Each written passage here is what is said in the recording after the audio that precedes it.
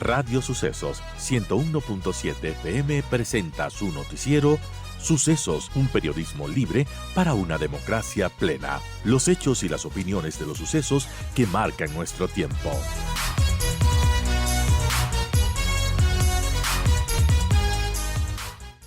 Bienvenido, Juan Sebastián, gracias por acompañarnos. Y bueno, ¿cuál es su lectura de este proyecto que ya se está tratando en la Asamblea Nacional? Buenos días, qué placer saludar a todos los radioescuchas de Radio Sucesos. Sí, efectivamente, bueno, estamos hablando de este quinto proyecto de ley económico urgente. Tuvimos la suerte del día viernes, efectivamente, comparecer para dar nuestra opinión respecto a cómo se debe ir materializando este proyecto de ley.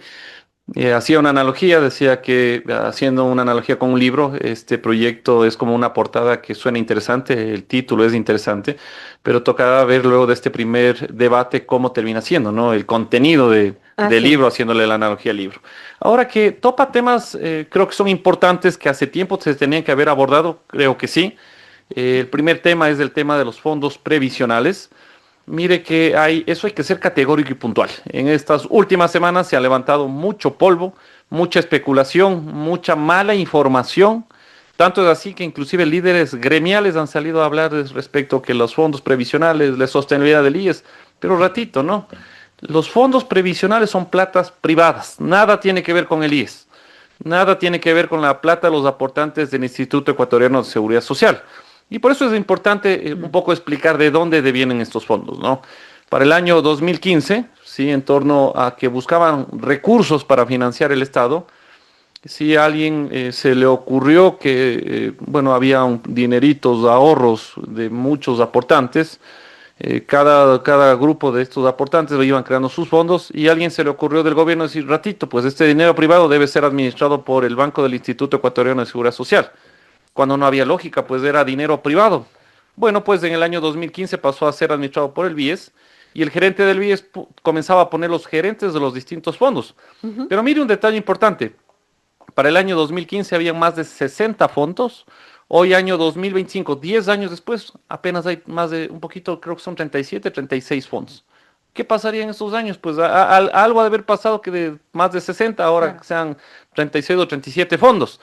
Y vea algo peculiar, que en la historia, bueno, nosotros los actuarios, creo que somos 10 actuarios en el país, hacemos números para hablar sobre la sostenibilidad, pero algo peculiar es que algunos de estos fondos en donde hemos hecho números, sí, bueno, pasó a ser administrado por el BIES, presentaron sus acciones de protección, regresaron a manos privadas, pero con una peculiaridad. Cuando ingresaron al BIES, pongamos un ejemplo, ingresaron con 100 millones de dólares y cuando regresaron a manos privadas, regresaron con 5, 6, 10, 20 millones de dólares menos. Wow. Pues, ¿y quién decía algo, no? Así que la primera arista, que regrese a manos de los aportantes, aplaudo. Además que son 300 millones de dólares.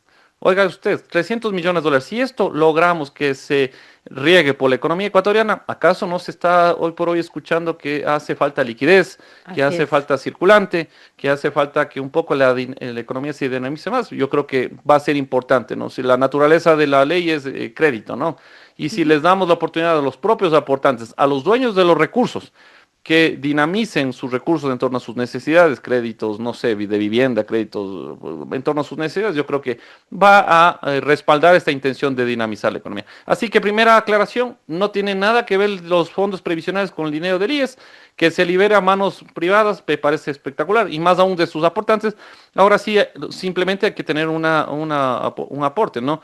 Que quienes administran estos fondos deben estar especializados, deben tener el conocimiento suficiente porque de otra manera también puede generar un caos financiero, ¿no? 300 millones de dólares es importantísimo.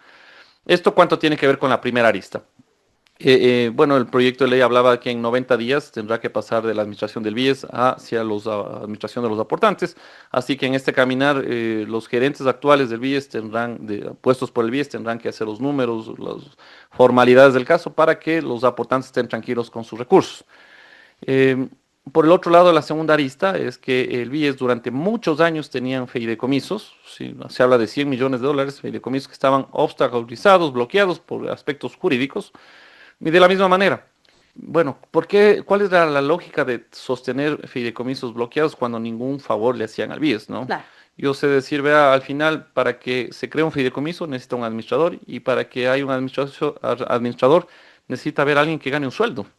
Entonces, al final, ¿quién era el único que era negocio que haya fideicomisos bloqueados, ¿no? El que ganaba el sueldo, pues. Así Claro. que en este gobierno, en este segundo mandato que se haya regresado a ver que esto le está generando pérdidas al BIES, eso sí es dinero de los aportantes, y se quiera de cierta manera activar o liquidar algunos fideicomisos, lo veo importante. Porque además de eso va a generar liquidez adicional, ¿no? La tercera arista, sí, la tercera arista habla de que se le quiere al BIES regresarle a ver como que fuera una entidad financiera. Normalmente las entidades financieras lo que hacen es que lo líquido lo fortalecen y lo que no es tan líquido lo venden. Es así Ujú. que se pretende vender la cartera del BIES, siempre y cuando yo creo que bajo una óptica técnica, esta cartera no sea la de mejor calidad, ¿no? O por lo menos Claro. se haga un híbrido entre, bueno, cartera de buena, media y baja calidad para que así obtenga liquidez. Son las tres aristas básicamente desde el lado financiero actual que está tomando. Me parece espectacular, me parece bueno. Pero lo que sí, yo hablaba en la asamblea, ¿no? Decía, señores asambleístas, señores legisladores, creo que la intención del gobierno es buena, es desde el lado financiero, creo que busca la eficiencia de una entidad, que es el BIES, pero por el otro lado es que creo que hay que tener demasiado cuidado. ¿Qué se va a hacer con la liquidez adicional? Claro. Que esta liquidez adicional termine en torno a colocar recursos para los aportantes, 3.800.000 aportantes me parece que tiene hoy por hoy el IES. Oiga, va a dinamizarse la economía, pues. Pero si de esa liquidez adicional de los fideicomisos, de la venta de cartera, termina siendo como que fuente de compra de los instrumentos financieros emitidos para el Estado, eso sí va a generar caos. Así que les decía a los señores legisladores, ustedes tengan cuidado porque, por un lado, si es que se impulsa esta ley en torno a activar la economía, la microeconomía, digo yo, que las empresas vendan más y que los hogares consuman más, eso es positivo para el país. Pero simplemente si es para impulsar el gasto del Estado, no lo veo con tan buenos ojos. Bueno, hay quienes tenían ese temor, ¿no? Han expresado que el problema de esta ley es que se podía convertir al BIES en la caja chica del gobierno. Y eso es lo que, ¿cómo se podría evitar aquello? ¿Cómo se podría blindar? Claro, bueno, yo hacía referencia que normalmente las entidades tienen techos, ¿no? Sería bueno que si en esta ley se impone un techo a un Ujú. máximo en el cual la entidad pueda comprar instrumentos financieros emitidos por el Estado, de cierta manera va a generar algo de seguridad o de tranquilidad hacia los aportantes. Y claro, la liquidez adicional, como nuevamente, si es que el título de la ley es el crédito, la activación de la economía, bueno, que se direccione hacia créditos para sus Claro. aportantes, ¿no? Si, mire, 300 millones de dólares se liberan para los aportantes de los fondos previsionales.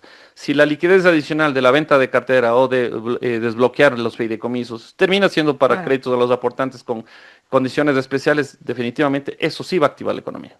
Tiene tal vez comentarios sobre otra parte de este proyecto de ley que habla sobre el fortalecimiento institucional y allí se establece un mecanismo para el financiamiento de la elección de los vocales del Consejo Directivo del IES.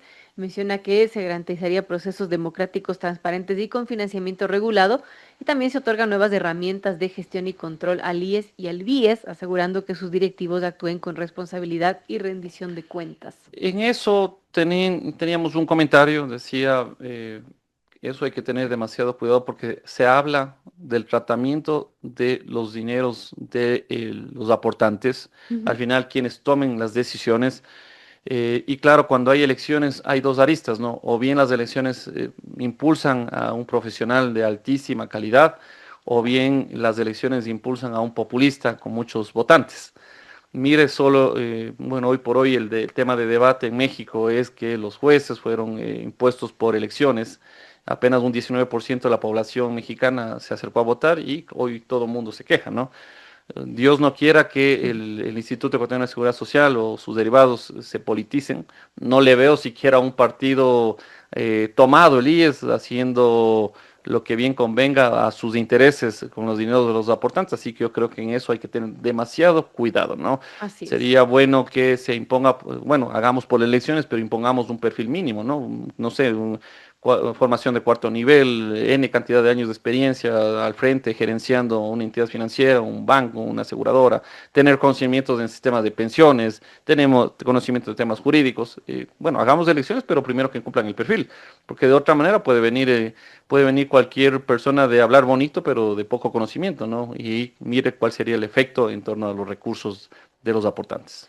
Amigos, a las 7:33 conversamos con Juan Sebastián Naranjo, él es analista económico, es actuario, y hablamos a propósito de este proyecto de ley económico urgente que envió el Ejecutivo que tiene que ver con reformas al BIES. Y bueno, ya que usted es actuario y nunca hay que dejar de lado la situación del IES, Juan Sebastián, quisiera su visión de lo que está pasando ahora mismo con el IES, con el Instituto Ecuatoriano de Seguridad Social. Sabemos que la situación del IES es crítica, que siempre desde hace algún tiempo va arrastrando una situación de un desfinanciamiento crónico, una enorme deuda que todavía el Estado no ha podido cumplir, de contribuciones no pagadas y bueno, problemas también de sostenibilidad en sus fondos, tanto de pensiones como de salud.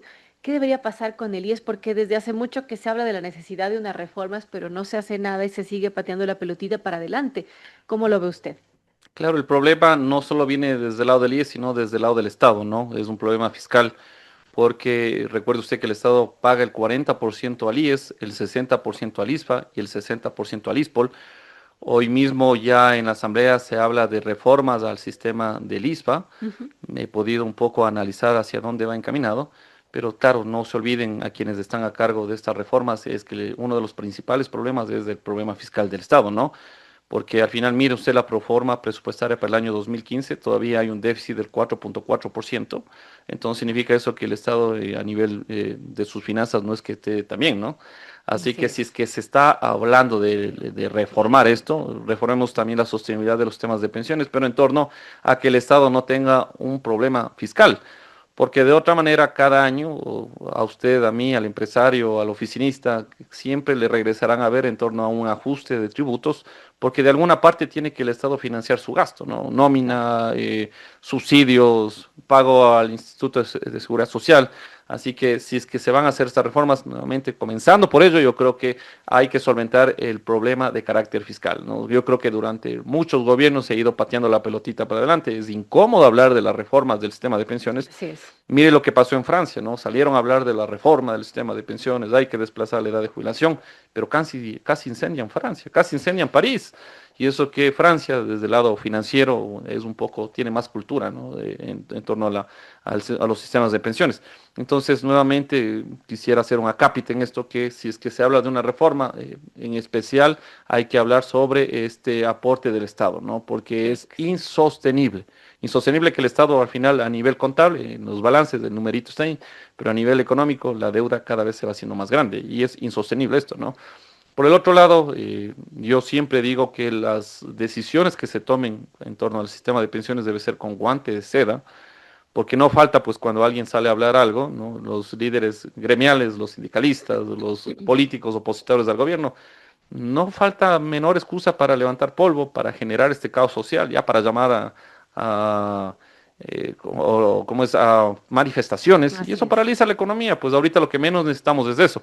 Entonces yo hablaba de que la reforma debe ir en tres tiempos. El primer tiempo debe ser generar la credibilidad al sistema de pensiones. ¿Cómo se genera la credibilidad? Evidenciando quienes deben al sistema de pensiones, evidenciando realidades como las que en esos famosos 10 años de gobierno dijeron que por cada aportante, pues que el sistema tiene ganancias, no tiene un cálculo actuarial que es sostenible en el tiempo, y como hay ganancias, pues que por cada aportante ingresen sus hijos, ingresaron en promedio dos, tres hijos. Entonces, claro, si queremos generar la credibilidad del caso, pues evidenciamos quiénes le deben al IES.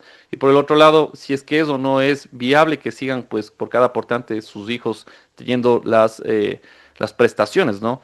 En un segundo momento yo decía, bueno, estamos bajo un sistema de reparto en donde por N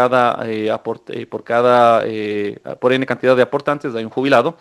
Entonces, aumentemos la cantidad de aportantes. Pero ¿cómo aumentamos la cantidad de aportantes? Pues para ello hay que nuevamente la credibilidad, y luego es que hay que crear un sistema de aporte para la economía informal. 3.800.000 aportantes, 8.500.000 ecuatorianos somos de la economía activa que podemos trabajar, ¿no? Significa que hay mucha gente que está dentro de esta economía informal, emprendedores, mucha gente que Claro. trabaja en el transporte, y ellos no necesitan una jubilación. Entonces, claro, si es que generamos la credibilidad del sistema de pensiones y creamos un Claro, muchos sistema, dicen, o emprendedores que dicen, ¿para qué? ¿No? ¿Para qué me afilio si efectivamente, no sirve? eh, Entonces, el si problema es que, cambia eso, claro. claro, el problema es que llegan a los 60 años, claro, una era una reflexión, y claro, los cambios, los tiempos cambian, Decía que antes, por ejemplo, quien tenía su bus, su taxi, tenía el cupo, ¿no? Entonces su jubilación era vender el cupo y la unidad. El problema es que ahora, como han ingresado tantas nuevas plataformas digitales, el valor de del cupo ya no vale nada. Significa que ya los transportistas ya no tienen jubilación. Entonces es una realidad que no hay que hacerse de la vista de ciegos, ¿no? Ujú. Entonces, por ello es que en un segundo momento creo que se debería crear un sistema de aportación para aquella economía informal. Entonces, uno, generamos credibilidad; dos, aumentamos la base de aportantes, volvemos a hacerle sostenible el sistema; y tres, ya con credibilidad y con un sistema de pensiones saludable, ahora sí, con un estudio de no un actuario, no de una empresa actuarial, pues, sino del colegio de actuarios donde aborden todos los actuarios del país, que somos 8 o 10. Ahora sí, digamos, pues, ¿qué se debe hacer? Porque, mire, ¿qué pasa? Si es que se contrata un actuario, por ahí los que no están de acuerdo contratan otro actuario, Claro. se van ahí en torno a acciones de protección, etc. Este es un cuento de nunca terminar, pero en cambio, si abordan el criterio de todos los actuarios del país, no va a haber otro criterio, pues porque estamos todos ahí unidos. Entonces, claro, credibilidad, aumentamos los aportantes; y tercero es el criterio del colegio de actuarios, donde estemos todos los actuarios del Ecuador. Ahora sí vamos a reformar, que no hay otro criterio además, ¿no? Un Así es. actuario dirá, oye, hay que aumentar la edad de aportación; el otro actuario dirá, oye, creo que no; el otro actuario dirá, vamos haciendo una tabla de mortalidad; el otro, entonces todos los criterios en un solo criterio, que al final eso se hizo en el Pacto de Toledo, ¿no? Se unieron todos los partidos políticos, se unieron todos los actuarios, y ahí sí se reformó. Y como era todo un solo criterio, pues vamos adelante, ¿no? Entonces yo creo que eso debe seguir el Ecuador. Ojalá se pueda avanzar hacia eso. Ya nos faltó tiempo para hablar sobre la reforma presupuestaria que ya fue aprobada por la Asamblea, pero quizás tiene algún comentario, Juan Sebastián, sobre la reforma. Bueno, yo hacía mi referencia en que el año 2025 es un año electoral, sí, y en torno a ello también algunos números reflejan eso, ¿no? Me decían, oye, pero al final el gobierno ya está más de un año en su mandato.